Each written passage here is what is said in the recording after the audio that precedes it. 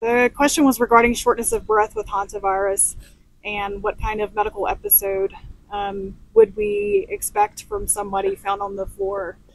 And I think to be able to answer that question fairly, it can go back to hantavirus infection, which initiates with what's called a prodromal phase. That's initially flu-like symptoms where a person has fever and muscle aches, they don't feel well. After, of course, being exposed to rodent excrement. And that phase can last roughly 3 to 6 days.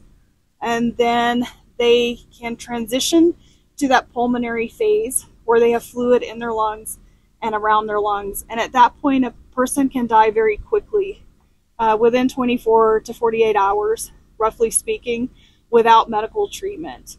It's not uncommon to find someone down on the floor as part of a terminal collapse, so to speak, and that may very well have been what happened to Ms. Hackman. You're estimating her time of death on the 11th, or is it possible that she collapsed and was alive for a couple of days?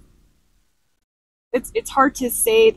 I don't think she was on the floor alive for a couple of days.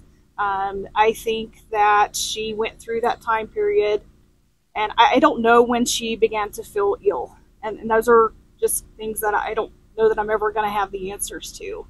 But I think, and going back to that initial time period, roughly 3 to 6 days of feeling ill and then succumbing pretty quickly after fluid begins to build up in the lungs.